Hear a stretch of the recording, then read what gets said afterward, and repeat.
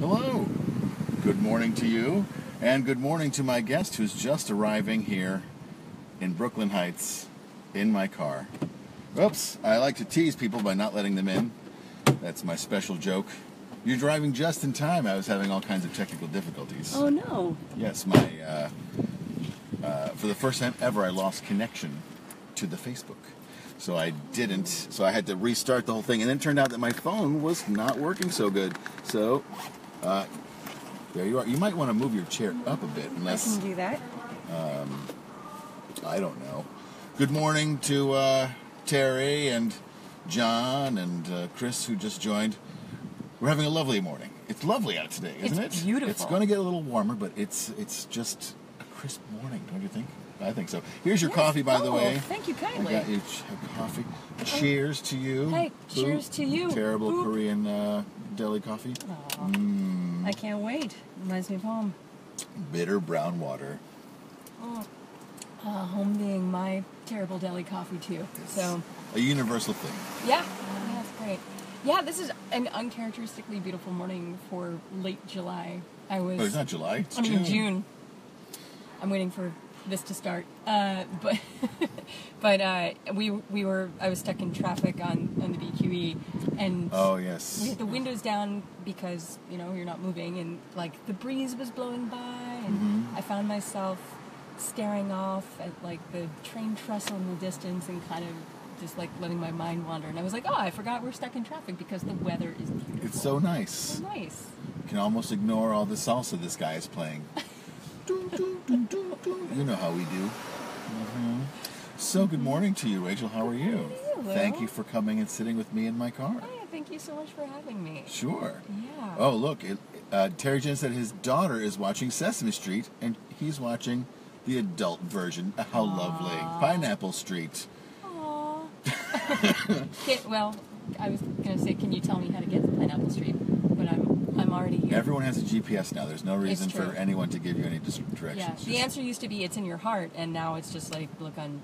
Yeah, look it up. Look on Waze. Look on Google Maps. You'll find it. I'm still puzzled by how often people are like, I just don't know the answer to that question, even though I have the answer to every question in my pocket. It happens constantly. Somebody asked me a question on Facebook the other day to explain something I meant, and it took me a minute to figure out why I was like, I don't know, I was confused by it, and I was like, oh, because you can just Google that. I could tell you. I could absolutely tell you, or you could, take your own initiative. Why bother remembering anything? Let's all live in the moment. It's the future of technology. Good point. Oh, I was going to say something, but I lost it because I got 4 hours of sleep last night. Oh, no. Which is normal, but you know how it goes. Yeah. So that's my short-term memory. I also have not been getting very much sleep lately. But before I did go to sleep last night, an old friend of mine sent me a couple of pictures.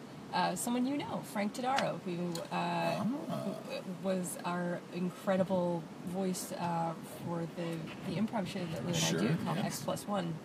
And he does Frank does all of these amazing announcements, and he makes all of the Foley happen and everything. Anyway, Frank and I made past tense. He left. He moved to California. He's moving to LA, which is awesome for him. That's great there. And stinks for us. But he and I knew each other in high school, and he sent last night a bunch of pictures of us at the prom together. Wow. And I am still like, I don't know, it's just making me smile so much. The walk down memory lane. Yeah. There is so much hair in that. Not just me. We both had huge, great hair. Lots and lots of hair. You still, when we first started working together in 2013, you still had a lot of hair. Yeah, I still had a good amount. And then at some point I was like, you know what? I'm an adult woman who's never had a hairstyle that's anything but just like, oh, it's really long. So it was it's easy to get caught up in that. I'm defined by my extremely long hair style of hair. As you will. Yes. Yeah. Actually, I don't know if I've ever told you this. I didn't have long hair. No surprises there. But my roommate in college had the hair that went down to the middle of his back. but it's shaved on the sides, and he kept it in a tiny hat on his head. Oh my god.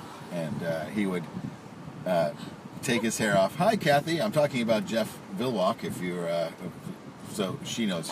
She was one of my college roommates before I lived with Jeff. Oh, okay. So he'd go to a nightclub. He was a fit but strange gentleman, and he'd just be standing there, and he would take his hat off and just kind of be like, let it unfurl, and like to a certain, subspecies of ladies at the nightclub, they'd be like, oh my gosh, look at all that hair on that man. Yep. And then he was also known to give deep and meaningful hugs. So girls would be like, he'd come up to him and be like, hi, Jeff. And then he didn't drink, and he only danced to like the most absurd songs. And he's a super weird person, nice person, but he only danced like the weirdest possible dances. It was one of those in every town, I'm sure. So that I live with that one. Two things about that. The way you're describing him, I can only see him as Anthony Kiedis from the Red Hot Chili Peppers, like taking off the tiny hat and then having like a give it away now moment. Yes. So that's all I see. So he definitely like traveled with a wind machine is pretty much my point. Yes, he wasn't quite cover of a romance novel, wind blown, but he had he was like, I guess it does fit, except he was more manly than Anthony Kiedis. Like Anthony Kiedis, while being a man, is kind of a reedy, wiry, all muscle person. Yeah. And Jeff Vilwalk was and he may still be, sort of a tall, lumberjacky, robust, man. Yes, not like, in no way fat, but just sort of like all muscle and whatever. A Robert Mitchum kind of guy. Yes. To give a modern reference. Yep, that's who I'm talking about. But he was a very entertaining roommate. Let's say Nick Offerman. That's more modern. Less capable. I don't know if that's a fair thing to say.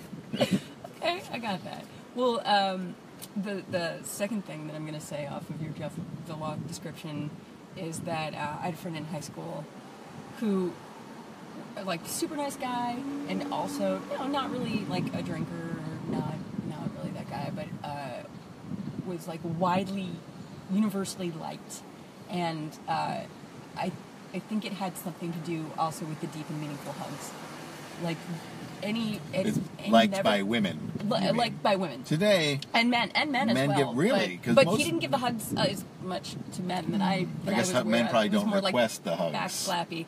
Yeah, I guess not. Although I do have my friend Daryl is an equal opportunity hugger, and he's also a very tall, very muscular, powerful man. So he's one of those dudes that can give another dude a hug, and you watch that dude just be like, like somebody enveloped in the loving arms. Someone can just like they can relax as Daryl, like they are. Daryl encases them in hug. And I don't think I would like that. That's my cross to bear, I suppose.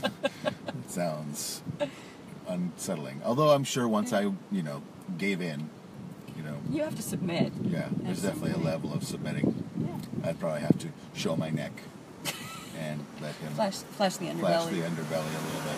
Put yourself up. Yep. Yes, but yes, I was gonna. This is the late '80s. No, it was like late '80s, early '90s that this was happening. So I don't think men were quite willing to hug back then. It was a sad time. Today, maybe in certain like to talk about underground clubs, if you know what I'm saying. Now they're hug everywhere. Punk clubs. Oh, I was hug. Hug clubs. I thought you said punk. Yeah, they'd be like, "Oh, I hate my parents. Society is terrible. We could all use a hug. Everybody, do you want my safety pin? It was in I my would nose. like that. Also, let's have a hug. If punk bands had been more about hugging, I don't know if I would have liked it as much. But I feel like Black Flag got some hugs in there.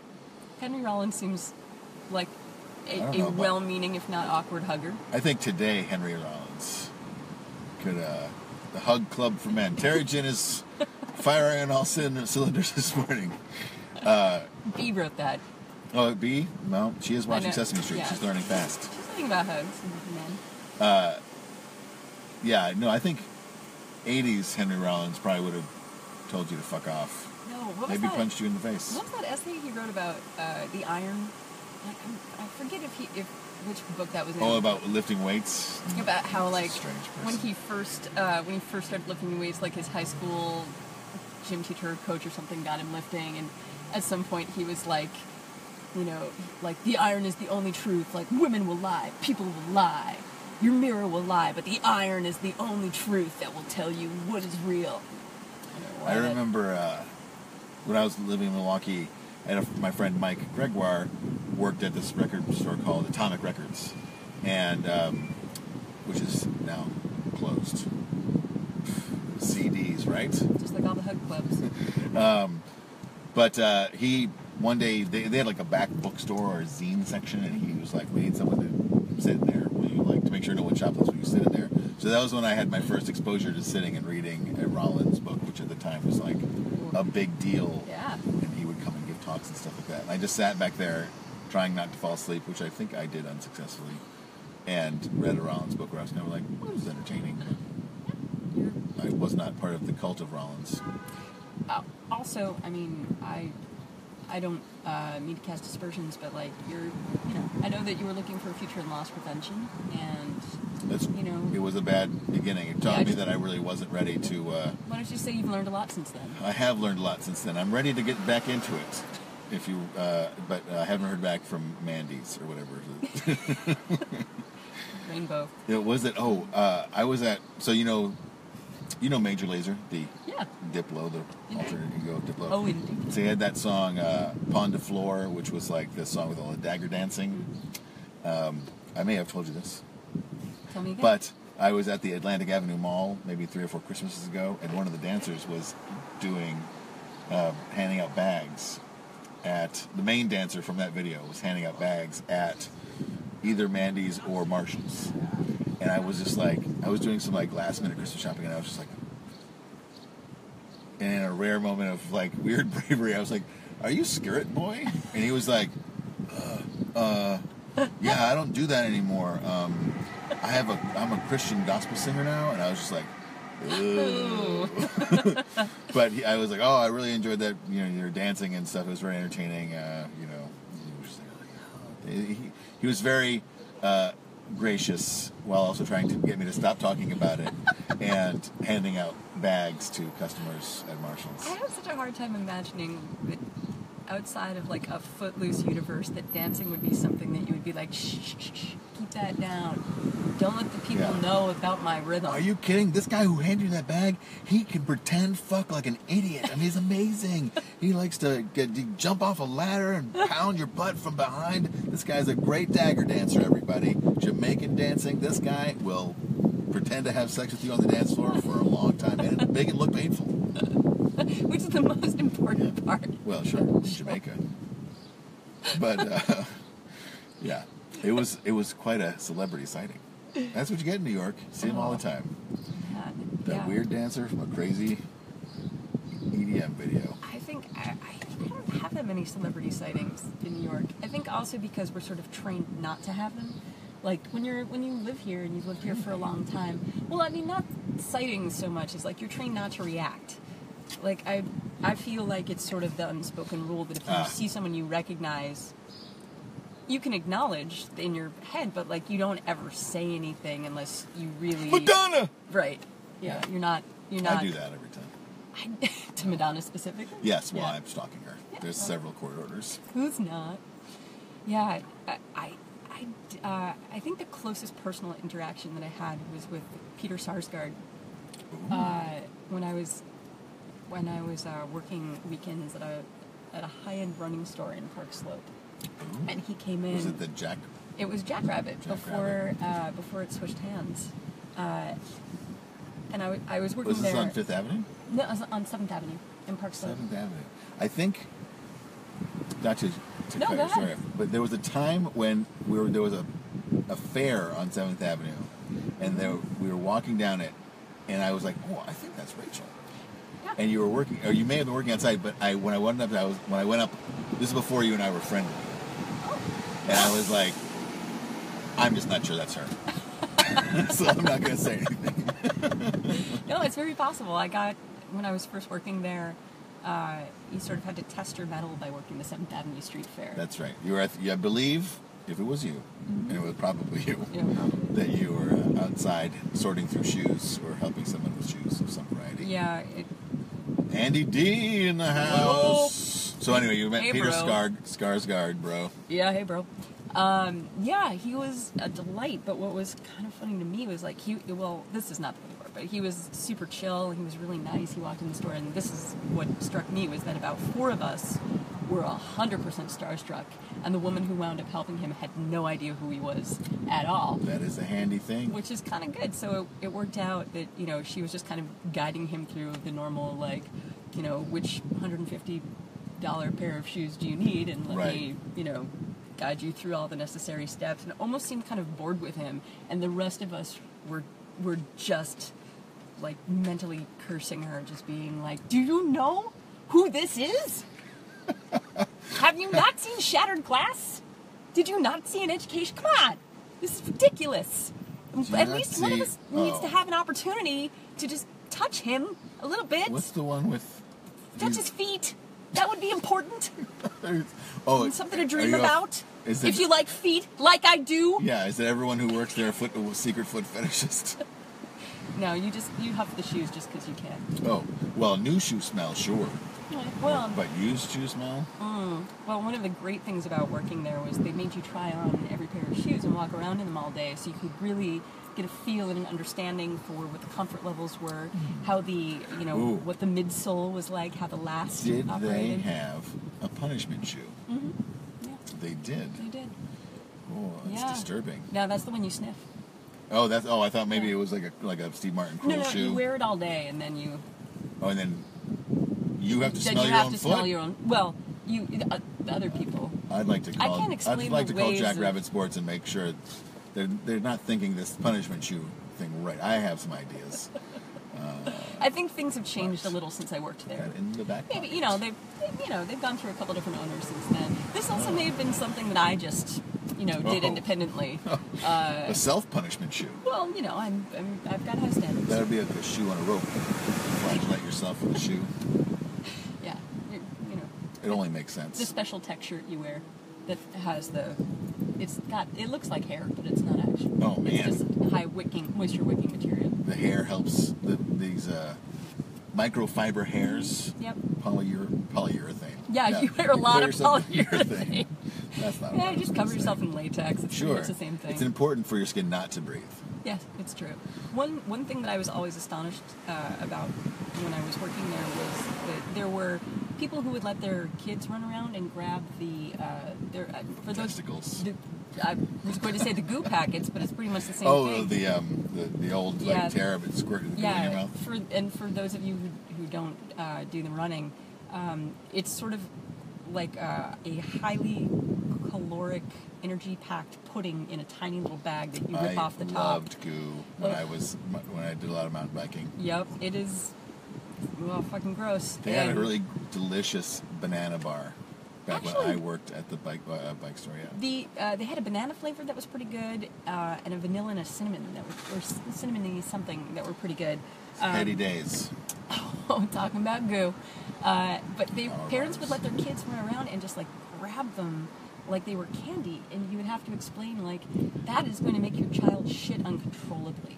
Like that is not meant for just snacking on for dessert.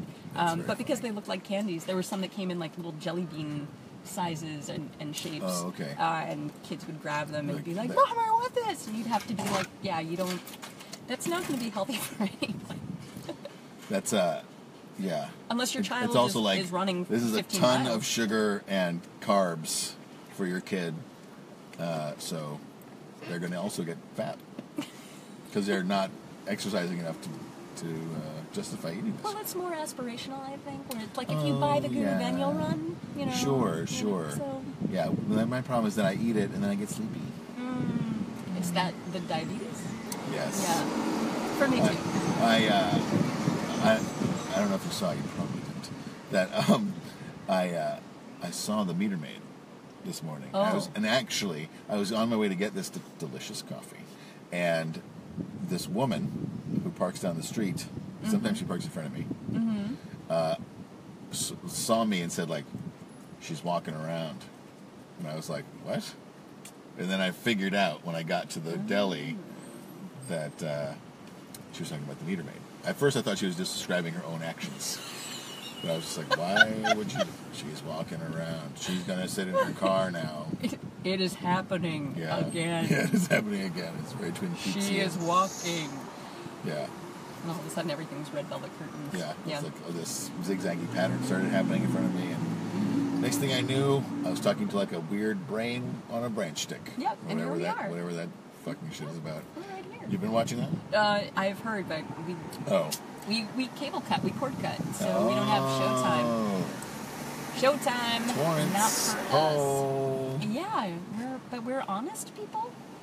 I'm not sure we I like would to describe you that way, but okay. Self-identifying, that's fine. That's okay. It's easy to mistake me for not, because I'm from Long Island. Yeah. We all lie. Well, brave of you to admit. Thanks. Yeah. Or am I lying? I don't know. Devious. Yeah. But we've been watching it. And what do you think? I have been thoroughly enjoying it, if only for like, what's his name? The director. David Lynch. David Lynch's amazing self-indulgence. I mean, the fact that obviously no one is saying no to him about anything is fantastic, because there are like extremely long scenes where like nothing's happening. Kyle MacLachlan is fucking amazing. Aww. Everything he does in the show is just like great. He's playing like 3 different characters. All right, so first of all, spoilers, but second of all, I love Kyle MacLachlan so much. Coop is so great. Yes, he was even good in Showgirls. That pool sex scene, oh my god, so erotic, and not because of the girl. No, wait, are you saying that the rest of Showgirls was not a good movie? I don't remember anything other than the pool scene. So, he has sex with her in the pool, right? And then she also does something to him in the champagne room or something? Should we detail all the times when he's erotic? I just remember that movie came out. It's going to be so. Jessie, why was she doing the pornos? Oh, that was her transition to the big screen. And I think we're all better. I think we're all better for it, because now you know what happens. Yes. Well, when you try to go from Aaron Spelling to making a big movie. It is a New York City school bus, ladies and gentlemen. So carrying the pride of the city. That's pretty. Have you been watching The President's Show at all? Something about Comedy Central. I never see the shows that I know are on. I know The President's Show exists, but I only end up seeing clips of it on the internet. Oh, I've heard of that. Is it on in a primetime slot? Honestly, I don't know, because we've been watching it on the Comedy Central app. There you go. So we're watching it out of time. But I think it's the first episode. It's pretty brilliant. And Anthony Antoniuk, I can never say his last name. I've Why bother? known him. Is he an Eskimo? Time. He might be. I don't know what kind of last name that is. I don't know either. New York? Maybe it's a New York last name? The point is, he does an incredible... I have to go. Oh, goodbye. This is my show now. He does an amazing Trump impersonation, and he 100% embodies every part of it. Like, it's the physicality, it's the voice, but one thing he really beautifully nails is the transition between Trump being at his most egotistical and also kind of being a large baby. So... It's pretty great. But anyway, in the first episode that he does of the show, they have a prepackaged segment that's supposed to be Trump's tour of, Trump's palatial apartment in Trump Plaza, and Melania is supposed to let him in, and the conceit of the bit is that Melania has locked him out, so instead he's just got to walk the streets, and he's showing you, like, Trump's New York. And at one point, there is the most brilliant piece of improvisation I've ever seen, and I won't try to recreate it for you because I can't possibly do it justice, but Trump is, like, dejected sitting on the street, or Anthony as Trump is sitting on the street, and there's, like, a film crew around him. They're shooting it kind of like live docu-style. And at one point, a huge semi starts to come down the street, and in the distance you hear, like, the honk-honk of this coming down the street, and just watching him, like, perk up all of a sudden and be like, honk-honk! Honk-honk goes the truck! Honk-honk! And it just, like, it just spawns this, like, incredible stream of consciousness about, as though Trump were, like, getting to see the embodiment of, like, every piece of testosterone come down the street. Honk, honk. Just like, well, because he trunk. That photo shoot where he was in the trunk. Right, exactly. It's very funny. And it's based on that. Maybe he lets me drive it. He's a macho guy. He lets me. It's fucking great. You absolutely have to watch that. I highly recommend. I will watch it. That sounds good. It was funny. Apparently, Guy Richards Smith agrees. The truck segment is totally brilliant. Yeah. Thumbs up from Guy. Yeah. Well, he just agreed. He didn't actually give a thumbs up. But we did. It was. Thanks, Guy. It was. Have you this weekend? My mother-in-law was in town. Oh. And also a good Trump impersonator. You guys didn't know that. I don't think she does that. I think she is a Trump likinator. Oh. She is happy that he's. Oh, we got the thumbs up after all. Oh yeah. But my wife and my mother-in-law and my son and one other person, I don't know why I described it in that way, went on the ride. The ride? That's that bus where you sit sideways and watch the thing. Yep. And Jody said that the people who were the hosts of the show were just, like, nonstop riffing on the street. She was just like, that's what I imagine hanging out with your friends is like.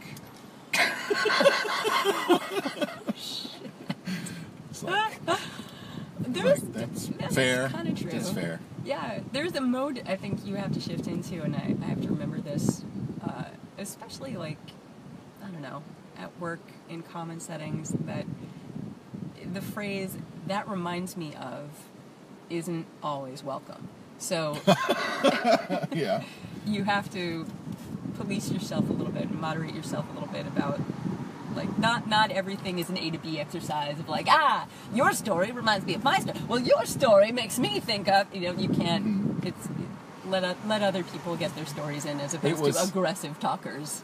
Yes, absolutely. Helping each other along the way. Absolutely. And also, I think it was also very bitty in the parlance of the comedy scene. Mm-hmm. Lots of, just on the spot, like, hey, what do you think about that? Hey. Yeah, you can tell by the shoulder shrugs. Yeah, shruggity. But do you know anyone who does that? Like, not does it, but, like, because part of the ride is that you drive by and they'll be like, oh, look, that lady's getting robbed. Oh, here comes a cop. Oh, look at that, they're dancing. And, like, yes. It's all, like, these weird setups for, like, weird random street scenes, I guess. And, the idea in my mind of being, like, sitting around in, like, a ballet, like, there's a ballerina at one point, but, like, sitting around in your, like, ballet tutu and just, like, being like, oh, the bus is coming. Like, gotta go do a pirouette now. It seems like not a great thing, but that's just me, because I wouldn't want to do that. It's just... No, I've heard from, I don't know if it's the ride specifically or a couple of his competitors, but I've heard from some people who've worked for the company here and in other cities that it is a rough gig. It is really hard. You are out there regardless of weather, like super hot, like, super cold. Oh man, it's raining out here. Oh, here comes the bus. Yeah. Yeah, it is tough. And I think they've also had, I don't know, I've heard some sketchy things about payment on them too, that they're like, you're a contractor, so you only get part of this money. Whoops, sorry. What does this person do? Oh. What? You want me to move back?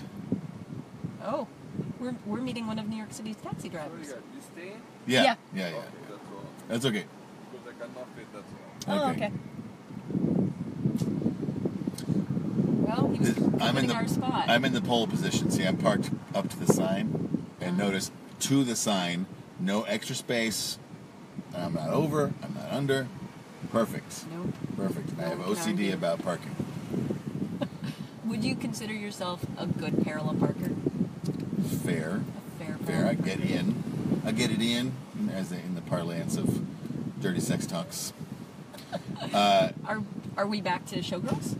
Oh, yes. Yeah. Is that a Kyle MacLachlan thing, or was there anyone else in that movie? I don't think. Oh, Gina Gershon. Yes, she plays like, oh, here. Did you see her? She just walked by. I did. Just that soulless ticket person. Oh. Ugh.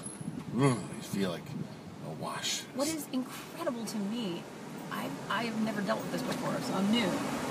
But for those of you who don't know, she has a gigantic belt, like a utility belt, right, full of like lots of electronic devices and also blue Gatorade. Yes, she's got. I think one of those things is like a raincoat. It's like a giant like poncho that's like packed on her belt. She's also got the printer because now it's all done with computers. What happened to handwriting? Yeah, is what I want to know. Yeah, so now all she has to do is scan your VIN, your vehicle identification number, for those who aren't into car talk, and beep, pop, boop, ticket, boom. Mm-hmm. There's no like, oh, running up, oh, before you start writing that ticket, I didn't. It's a computer. Game over, man. Yep. I think in the future they're just gonna zap that thing, and your car will print the ticket. Thanks, Tesla. I know, right? That guy's a monster. Oh, Jeff Scherer was saying that her utility belt is just like the Batman. That's right. That's right. Yeah. She's a hero. No, wait. She's not a hero at all. No, but she's a dark and tortured soul. That's right. Yeah, That's kind of right. like the Batman, and she has a sidekick, her Gatorade. That's right. Yeah. I wonder if it talks to her. It's her only friend. Oh, it definitely talks to her.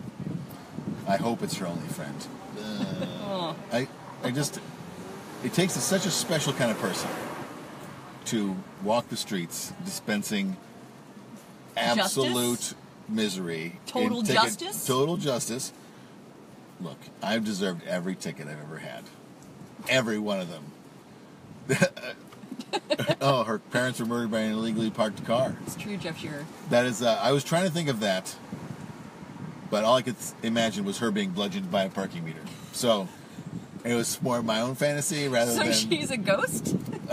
She's a vengeful ghost. Okay.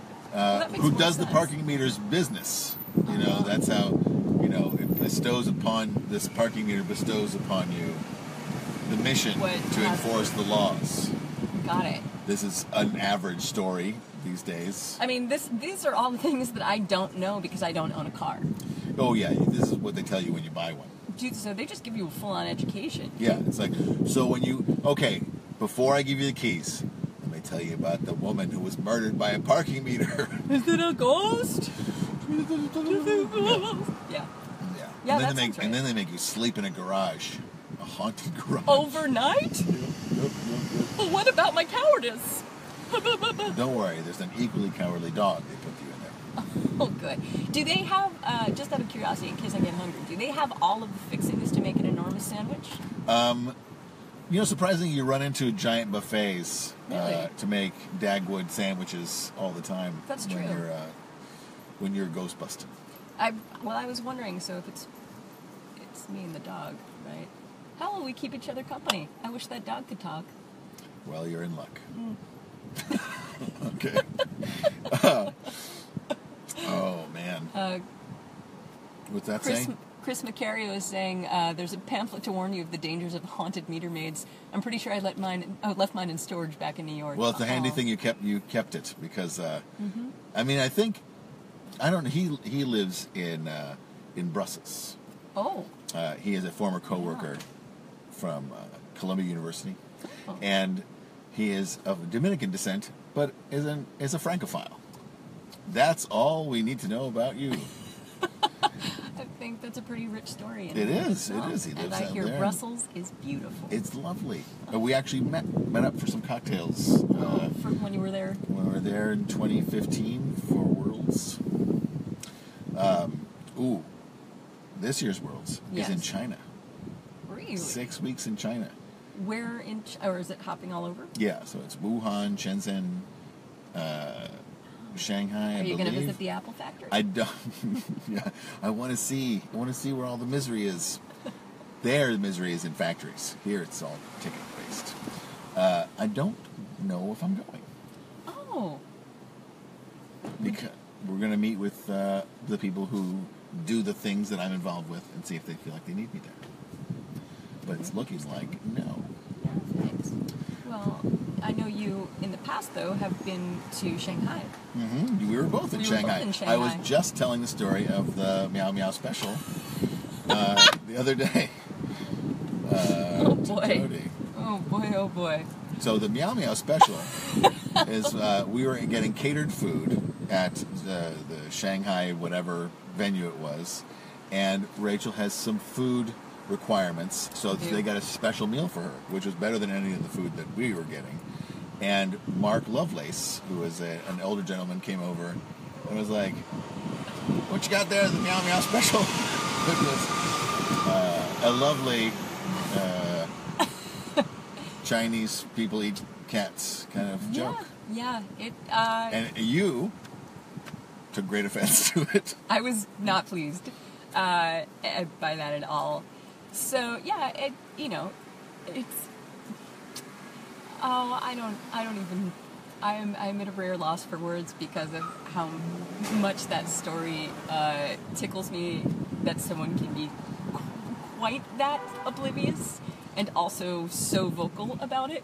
Being like, here's my prejudice. Ready? We're gonna go, and I'm incorporating everybody into it. Come on now. No. But in hindsight, I think he was just being silly. He was absolutely. He was actually a lovely silly. man. He was very funny. He's a delightful man. It was also funny. particularly shocking to hear somebody who has presented themselves in like such a lovely way be like, "What did you just say? What just happened here?" Yeah, if I had said it, you would have been like, "Fuck you." But coming out of this like relative 70-year-old now, man, it was very funny. Yeah, I'm glad we called him out here. Yeah, I'm sure he's not up watching this. No, he's definitely not. It's actually Lisa Nishanian. Yes. Said to give you a hug from her because she still remembers you fondly. Oh, and I remember her fondly too. She didn't want to be up at 4 in the morning to watch us. Well, that love has been downgraded now because I'm just curious about her commitment to our friendship. Yes, well, it's long distance, so it's hard to maintain. We've all been there. Well, can I have my hug? I'll give it to you later, off camera. Okay. A deep and meaningful hug that's sort of embracing and awkwardly weird. Yeah.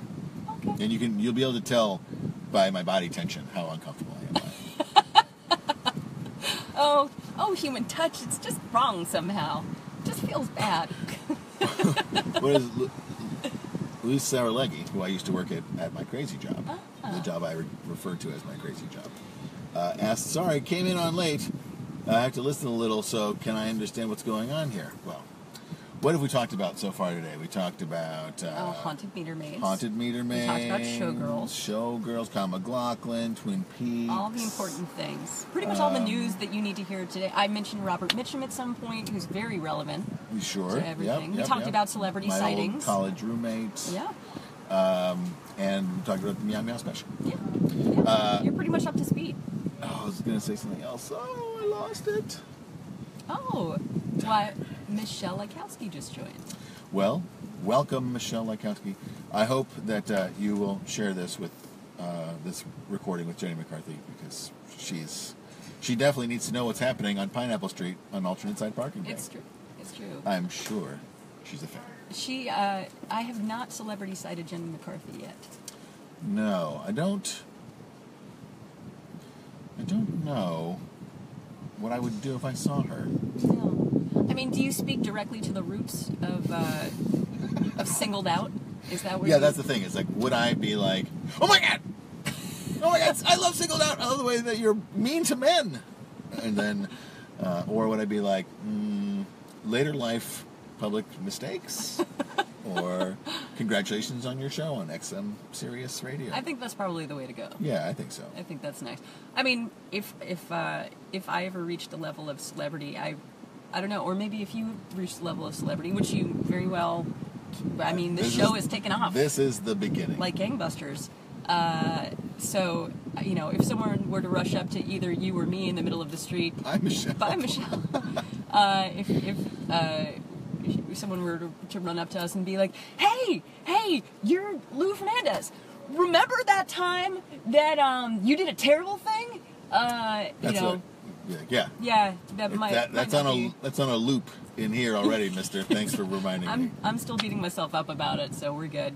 Yeah, I wonder, or do you like look at that person and be like, yeah, man, you're keeping it real.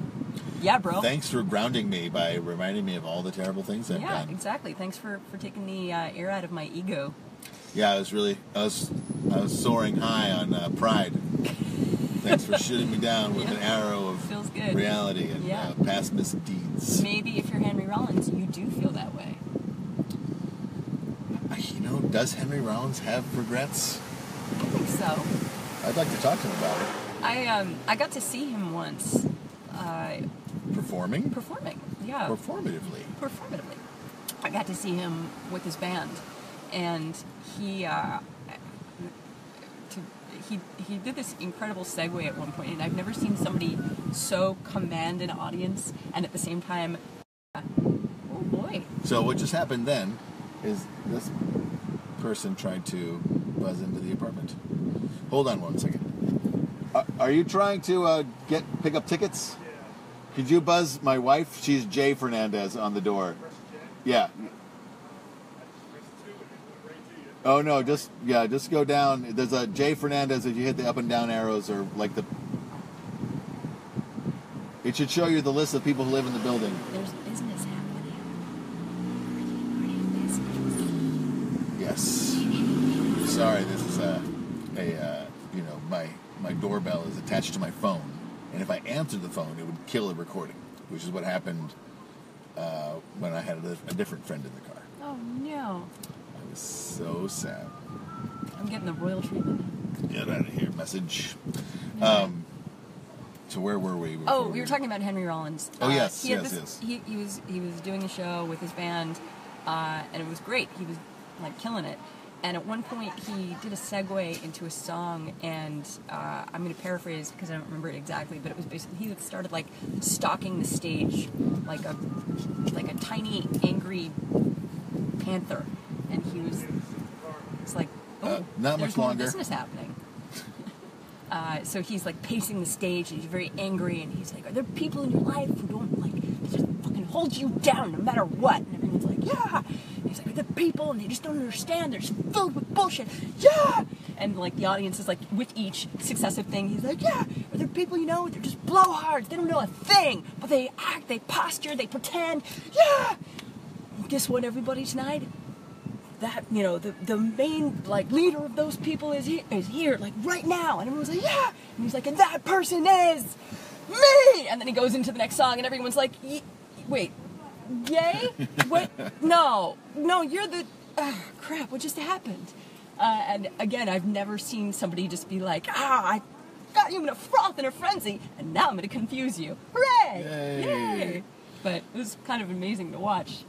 Yeah, he seems like a very intense person. Mm-hmm. But did he end up alone? I think so. Did you ever read the comic book? I mean, unless he's single, in which case... Did you ever read the comic book that someone made? It was like Henry, Glenn Loves Henry? Excuse me, I got a print. Oh, that's okay. He's sure. watching. Hey, buddy. That someone made a homoerotic comic of Glenn Danzig and Henry Rollins together. Yeah. And I think Rollins thought it was funny, but Danzig did not. Did not? Think it was funny. Yeah. That sounds about right. Danzig has a lot of compensating to do. Poor Danzig. Oh, Adam Scherer joined. Who? Just kidding. I don't believe I've seen Adam Scherer in person in quite a while. Oh. How do you know Adam Scherer? He is related to someone. I think this is going to be embarrassing now, because all right, got the tickets? All right, yes. Thank you, you too. tickets. Adam, how do I know you? You can. I believe you're someone's cousin. Is that right?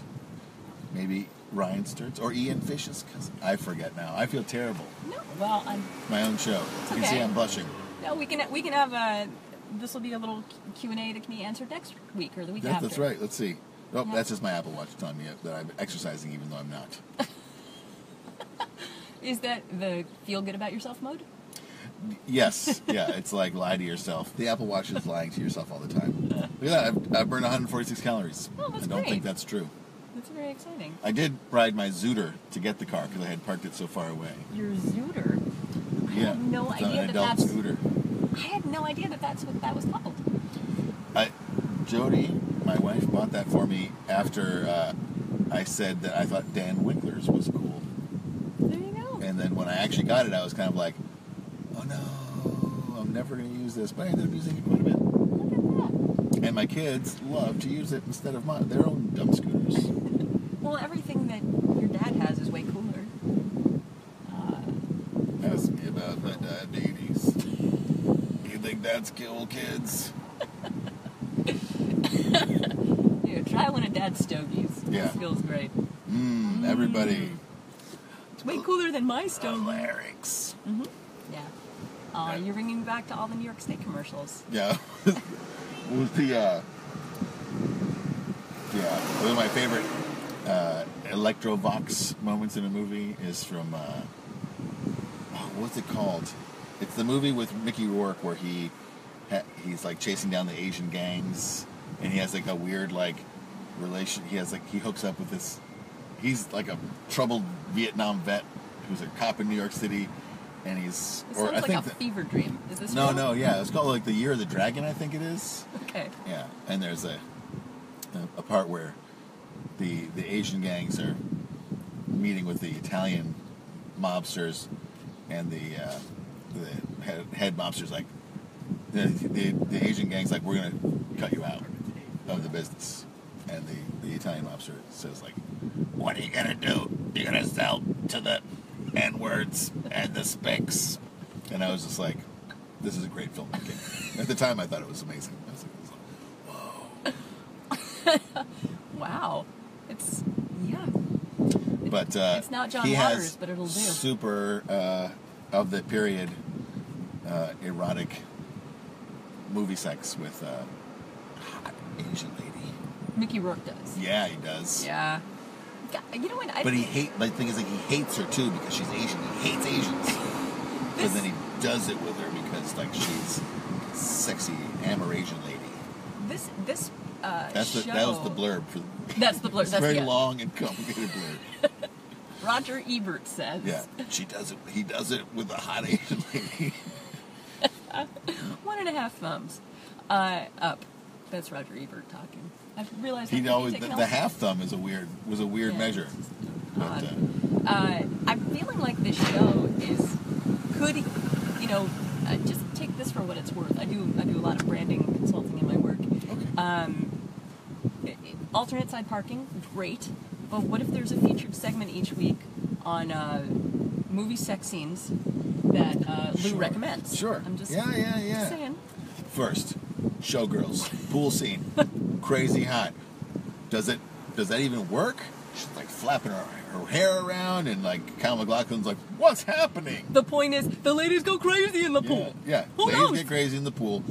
Water, sex, double wetness. That's how it works. And then of course, the Year of the Dragon, Mickey Rourke, hot Asian sex with an Asian lady. She's like, at the time she had like super, like short black. I'm gonna draw a picture. Okay. And All right. I'll okay. share it with I'm on you. board. Okay. And then I'd like to throw in here for consideration Sure. 40 Days and 40 Nights. I think that's what it's called. Alibaba and the 40 Thieves? Yeah, no. This is a Josh Oh. Hartnett vehicle, also Oh. starring Shannon Sossaman, and Oh. he gives up sex for Lent. And I may have the title wrong, but at very least he 500 Days of Summer. yeah, the same thing except a couple years earlier and way worse. And he runs an orchid over her skin at some point because he can't touch her. Runs an orchid over her skin, and she Ooh. very much enjoys it. It's an erotic moment. That's interesting. Now wait, but they don't do it. Not well. I don't know. Is that kind of a sex scene? I can't give away. I guess I can't spoil it. It came out in 2003. Oh. What if I spoiled it? Does he do it through a hole in a sheet so it's not like real sex? Like with Oh the no, guy? that was my wedding. That was my. Oh. That's me. Wow, that's a lovely tradition. No, I like to share that story. You know, bottom line, I want to say hi to my whole family right now. Yeah. I just like to bring it up. Did I tell you that on my wedding night, my husband made me have sex through a hole in a sheet? Yes. I'm not even sure it was him. Yeah, you know, it was. Hey, you know what? Tradition. A question about the hole in the sheet. Ask away. I'll answer if I can. Uh, But remember, I am not what you would call a good Jew. I would never accuse you of that. No, thanks. Good. The question is it a sheet where you like put it over the entire person like they're in the morgue? Or can it just be like a little piece of the sheet? Or do you hold the sheet up over your own face? Like, how does the sheet stay between you in a way? Because I can imagine, you know, that it'd be like, oh, there's like sexy corpse sex, like you're having a little necrophilia role play. Yeah. I'm not sure how, like, where does the sheet? Well, basically, as a non-practicing anything, I'll tell you what I can discern. So I'm so glad you addressed the sexy corpse sex. Yes. That comes up so often. I know. It's just sort of like the Last Dance with Mary Jane situation. Oh, 100%. That's pretty much the model, the paradigm that it's all based off of. There are actually sheet clips that you attach to a framework. And Ooh, one, sounds complicated. Yeah, it's a lot of people involved. It's sort of like being on set, got a lot of eyes, but everybody's got to make sure that this goes off. Jeff Scherer is asking if the sheet is vertical, right? Like he doesn't know. Right, well, he's trying to prompt me. I understand. Jeff Scherer is... No, wait a minute. So then they have to do it standing up with the sheet between them? Well, it's supposed to be like almost fully clothed. It should be modest. Is it like you're doing it at a clothesline? Yeah. Like, like a sexy, it's the sun is shining, maybe you're Amish. Yes, definitely. The wind. And you're supposed to be celebrating the glory of God, which is why it's called the glory hole. Oh, that's what it's from. Yeah. I just thought it was because getting your penis pleasured through a hole in the wall felt great. I think it comes from Jewish tradition. Well, what do you know? Learn something new. That's right. I hope there are kids watching. Yeah. Anyway. There's no one watching. That's all that matters. Anyway, our time is up. Aww. We're actually over. Look, here's the meter person is coming back for another ride past the street. Maybe she's going to get this guy who's parked on the other side of the street. Could be. Who has not moved his car yet. Guys, you'll be happy to know she has not cracked the Gatorade, so, she hasn't been tested or tried yet. But her friend is still intact. It's still intact, but we'll see, because, as an avenger for this city's streets, she's going to need to hydrate at some point. I like the fact that her hat is white, but it's made of, it's like, it looks like it's a nice white hat, but it's actually mesh so that the heat can escape through the top of her. Breathable. Yes. Very breathable. Important. Yeah, and you probably have to, have that heat release for all the rage you feel when you see scofflaws. She was, yes, I get to. Oh, I hate ska bands. Yes, she hates the scofflaws. No, she also hates. She hates everything. She's basically concentrated evil, just like at the end of Time Bandits. Scofflaws. That's such a great 40s term. It's have you ever heard the term yeg for a burglar? No. Oh, you yegs. Yeah. From what is that? I think it's from like the 30s or 40s. Or what is it? It's just for a ne'er-do-well. Another 40s term. A ne'er-do-well. Ne'er-do-well. Someone who never does a good thing. Oh. Look. We're finishing on an educational note. Is there an all-do-well? Oh. Or just being a good person? I think it's you. Oh my gosh! What a high note. Yay! Do I get my hug? Sure. We do awkward car hug. Yay! The console keeps it platonic. All right. Thanks for tuning in, our last remaining viewer.